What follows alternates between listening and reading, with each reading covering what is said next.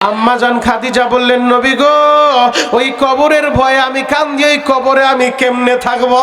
ও আমার মা হারা বাইরা, ও আমার বাপ হারা বাইরা, এখন আপনিও বসে বসে কাঁদবেন?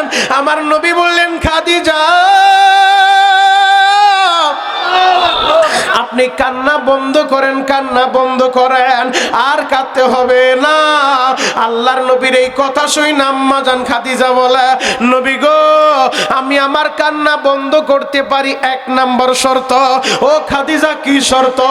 আপনি আমার সাথে ওয়াদা দিবেন, আমার যখন ইন্তেকাল হয়ে যাবে, আমার মরার পরে আপনার ব্যবহৃত একটা জুব্বা দিয়া আমার কাপড়ের কাপড় বানায় দিবেন। নবীজি বললেন, আমার জুব্বা দিয়া তোমার কাফন বানাইলে কি হবে? আল্লাহর নবীর এই কথা শুনে আম্মা জান খাদিজা বলেন, নবী গো, আপনি রহমাতুল লিল আলামিন, দু জাহানের বাদশা, আপনার ব্যবহৃত জুব্বা যদি আমার শরীরে থাকে, কবরের মাটি আমার সাথে বেয়াদবি করতে পারবে না। আল্লাহু আকবার। কবরের মাটির এত ক্ষমতা নাই দু জাহানের বাদশার জুব্বার সাথে বেয়াদবি করবে। আপনার জুব্বা দিয়ে আমার কাফন বানায় দিবেন। নবীজি বললেন, ঠিক আছে, যাও, আমার ব্যবহৃত একটা জুব্বা দিয়ে তোমার কাফনের কাফন বানায় দিব। ও খাদিজা, এরপরও কান্না বন্ধ করো। আম্মা জান খাদিজা বলেন, নবী গো, আমার দুই নাম্বার শর্ত গো নবী, আমার ইন্তেকালের পরে আপনি নিজে আমার জানাজার ইমাম হইয়া আমার জানাজার ইমামতি কইরা আমারে কবরে রাখবেন। ঠিক আছে, যাও, তোমার ওয়াদা পালন করব। তিন নাম্বার আর একটা শর্ত গো নবী, সবাই তো আমারে কবরে রাইখা যে যার মতো বাড়িতে চলে আসবে, আপনি কিন্তু আসবেন না। ও খাদিজা, আমি কি করব? নবী গো, আপনি কবরের পাশে দাঁড়া থাকবেন, ওই কবরের ভিতরে মুনকার নাকির ফেরেশতা আইসা সওয়াল জবাব করবে, তিনটা প্রশ্ন করবে। মান রব্বুকা, তোমার রব কে? তোমার ধর্ম কি? তোমার নবী কে? ইয়া রাসূলুল্লাহ, ইয়া হাবিবাল্লাহ, নবী গো। ওই ফেরেশতাদের তিন প্রশ্নের জবাব আমি দিতে পারবো না, আমার বড় ভয় লাগে। ও নবী, আপনি যদি ওয়াদা দিতে পারেন, আমার ইন্তেকালের পরে কবরের পাশে দাঁড়ায় থাইকা আপনি আমার মুনকার নাকিরের প্রশ্নের জবাব দিবেন, তাহলে আমি কান্না বন্ধ করতে পারি। আমার নবী বললেন, খাদিজা, যাও, তোমার সাথে ওয়াদা করলাম, তোমার ইন্তেকালের পরে আমি তোমার কবরের মুনকার নাকিরের সওয়ালের জবাব আমি নবী নিজে দিয়ে দিব। আরো জোরে বলেন। বাবা, আল্লাহর নবী বলে, আমি তোমার কবরের প্রশ্নের জবাব দিয়া দিব। ও দাড়ি পাকা বাবাজিরা, এখন বসে বসে কাঁদতে থাকবেন। গুনাহ করতে সময় লাগছে, আমার আল্লাহর মাফ করতে সময় লাগবে না। আমার আল্লাহ কান্নাওয়ালা চোখটা বড় পছন্দ করে, আমার আল্লাহ কান্নাওয়ালা চোখটা বড় পছন্দ করে। আমার নবীকে কেন মেরাজে নিলেন? দুইটা কারণের। একটা কারণে এই মহিলাটার ইন্তেকাল, এই খাদিজার ইন্তেকাল। কেমন মহিলা গো, যার ইন্তেকালের কারণে যারে সান্ত্বনা দেওয়ার লাইগা আল্লাহ আরশ আজিমে তার বন্ধুরে নিয়ে গেছে। আমার বন্ধুর দিলটা কত বিক্ষত, আমার বন্ধুর কষ্ট পাইছে, খাদিজার ইন্তেকালে ব্যথিত হইছে, তারে সান্ত্বনা দেওয়ার লাইগা এই রজবের চাঁদে আল্লাহ তার বন্ধুকে আরশ আজিমে নিয়ে গেছে। ও যুবক রে, আম্মা জান খাদিজার ইন্তেকালের পরে তার শর্ত অনুযায়ী নবীর ব্যবহৃত জুব্বা দিয়া কাপনের কাপড় বানায় দিলেন। নবী নিজে জানাজার ইমামতি কইরা তারে কবরে রাখলেন। দাফন যখন শেষ হয়ে গেছে, আমার নবী কবরের পাশে দাঁড়ায় আছে। আবু বকর আয়েশা বলেন, নবী গো, আপনি চলেন গো নবী, বাসায় যাই, আপনি চিন্তিত হবেন না, আমরা তো আছি। আমার নবী বললেন, আবু বকর, তোমরা বাসায় যাও, আমার কাজ আছে, আমার ব্যক্তিগত কিছু কাজ আছে, তোমরা চলে যাও। ওমর যায় বলেন, নবী গো, আমরা আপনার জীবন দিয়া ভালোবাসবো, নবী আপনি চিন্তিত হবেন না, চলেন বাড়িতে যাই। আমার নবী বললেন, ওমর রে, তোমরা চলে যাও, আমি পরে যাব। আমার নবী কেন দাঁড়ায় আছে তারা তো আর জানে না গো বাবা। আমার নবী দাঁড়ায় আছে মুনকার নাকিরের প্রশ্নের জবাব দেওয়ার লাইগা। নবী আমার দাঁড়ায় রইছে, ওই কবরের ভিতরে মুনকার নাকির ফেরেশতা তো আসে না। আমি গুনাহগার আম্মা জান খাদিজার কবরটা বহুতবার জিয়ারত করছি বাবা, আমার আল্লাহ আমারে দেখাইছে গো বাবা। ও আমার যুবক ভাইরা, আমিও তোমাদের জন্য দোয়া করে যাই, আল্লাহ যেন মরার আগে একবার হলো তোমাদেরকে মক্কা মদিনা দেখায়, একবার হলেও নবীর রওজাটা জিয়ারত করায়।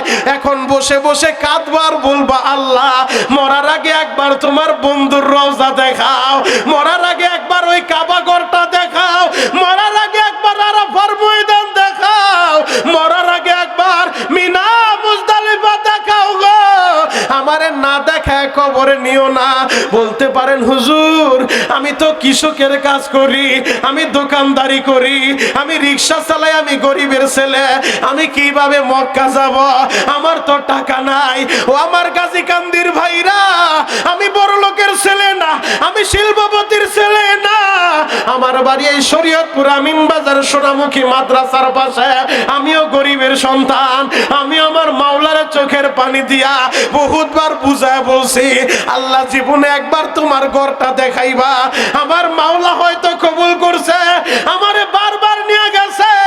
গতবার রমজানে কাবার গিলাপ ধরে বলে আসি আমি বাংলাদেশে যত মাহফিলে যাব আল্লাহ প্রতিটা মাহফিলে যত যুবকেরা আমার মাহফিলে বসে কাঁদবে, যত মুরব্বীরা কাঁদবে, আল্লাহ তাদেরকে একবার হলো তোমার ঘরটা দেখাইবা। এই বছর রমজানেও আমি আবার যাব বাবা, আমি তোমাদের কথাটাই মক্কায় যায় বলবো, আমি তোমাদের কথাটা আমার নবীর রওজার পাশে যা আমার নবীর সালামটা পৌঁছায় দিব। আমি এখন তোমাদের পায়ে হাত রেখে বলে যাই বসে বসে কাঁদবা রে ভাই, তোমার মনটাই কি চায় না মক্কা মদিনা যাইবা? যদি যাইতে মন চায় এখন বসে বসে কাঁদতে থাকো আর মালিকের ডাকতে থাকো। যুবক রে,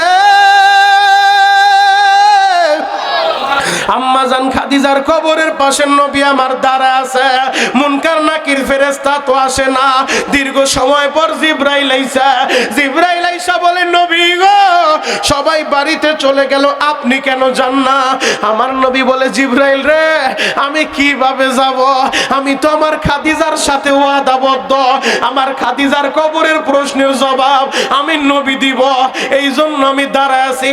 জিবরাইল বলে নবী গো আপনি দাঁড়ায় থাকতে পারবেন, খাদিজার কবরে মুনকার নাকির আসবে না, প্রশ্ন করবে না। ও ভাই জিবরাইল কেন মুনকার নাকির আসবে না, কেন প্রশ্ন করবে না, কেন সওয়াল হবে না?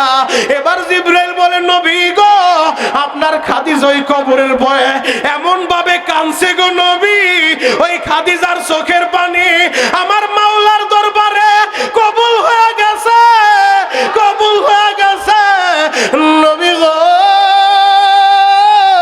যেই দিন আপনি আপনার খাদিজার সাথে ওয়াদা দিছিলেন, ও খাদিজা কান্না বন্ধ করো, তোমার কবরের প্রশ্নের জবাব আমি দিব, আমার মাওলা সেই দিনই বলে দিছে জিবরাইল রে সাক্ষী থাকলে জিবরাইল আমার খাদিজার প্রশ্নের জবাব আমার বন্ধুর দেওয়া লাগবে না, আমি আল্লাহ নিজে আমার খাদিজার কবরের প্রশ্নের জবাব দিয়া দিব, জবাব দিয়া দিব। ও গাজীকান্দির ভাইরা রে, তোমাদের যাদের মা নাই বাবা নাই এখন বসে বসে কাঁদবারে ভাই, আমার নবী মেরাজ থেকে আইসা এই মেরাজের আলোচনা সেই সূরার ভিতরে আল্লাহ করছে, পবিত্র কোরআনের 15 নম্বর পারা সূরাতুল বানী ইসরাইল। এই যে মাওলানা ফয়সাল সাহেব আছে, আপনাদের ইমাম সাহেব আছে, আশেপাশে অনেক উলামায়ে কেরাম আছে, তাদের কাছে জিজ্ঞেস করে দেখেন আল্লাহ বলে ও কযা রব্বুক আল্লাহ তা'বুদু ইল্লা ইয়া ওয়া বিল ওয়ালিদাইনি ইহসানা। আমার নবী বলেন আমার উম্মতেরা রবের পার্লামেন্টে চূড়ান্ত ডিসিশন, ইবাদত হবে একমাত্র আল্লাহর, আর খেদমত হবে মা বাবার। গাজীকান্দির যুবক রে আমার নবীর ঘোষণা হুমা জান্নাতুকা ওয়া নারুকা, তোমার মা বাবাই তোমার জান্নাত, তোমার মা বাবাই তোমার জাহান্নাম। এখন বসে বসে কাঁদবা, আমি জানি না কার মা নাই রে ভাই, আমি জানি না কার বাবা নাই, ওই মার কথাটা কি তোমার মনে দিয়া কত দাড়ি পাকা বাবা মায়ের কবরে রাখছ, মায়ের 5 বছর হয়ে গেল মাটি দিছ, এই 5 বছরের ভিতরে আগে যখন মা ছিল শীতের পিঠা বানাইয়া সন্তানের লাইগা অপেক্ষা করত, রসের পিঠা বানাইয়া, আহারে শীতের পিঠা বানাইয়া ছেলে একবার খায়া যায় আবার মা রাইখা দেয়। আমার জাদু এই পিঠাটা পছন্দ করে, লুকায়া ওই ছেলের লাইগা রাইখা দেয়। ওই মা তোমার কবরে চলে গেছে রে ভাই, আর মায়ের হাতের পিঠা তোমার কপালে জুটবে না রে ভাই। এই হাত দুইটা দিয়া অনেকে মায়ের কবরে রাখছো, অনেকে বাবারে কবরে রাখছো।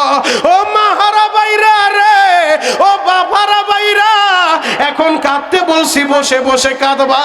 আমি এই জায়গায় আসার পর যে ছেলেটা বলল হুজুর গতবার আমার বাবা ছিল, আজকে আমার বাবা নাই, আমার বাবার জন্য আপনি একটু দোয়া করবেন। আমার বাবা আপনার বয়ান শুনছে, আজকে বাবা কবরে ঘুমায়, আমি এতিম হয়ে গেছি। তোমরা যারা এতিম আছো, এতিমের মনে যে কত কষ্ট আমার আল্লাহ ছাড়া কেউ জানে না। আমার আল্লাহর একটু দেখাও তো কার কার মা নাই বাবা নাই। যার মা নাই এক হাত উঠান, যার বাবা নাই আর একটা হাত উঠান, যার দুইজন নাই দুই হাত, যার একজন নাই এক হাত। মালিকের রে তুমি তাকা দেখো, এই যে আমার ভাইদের অনেকের মা নাই বাবা নাই।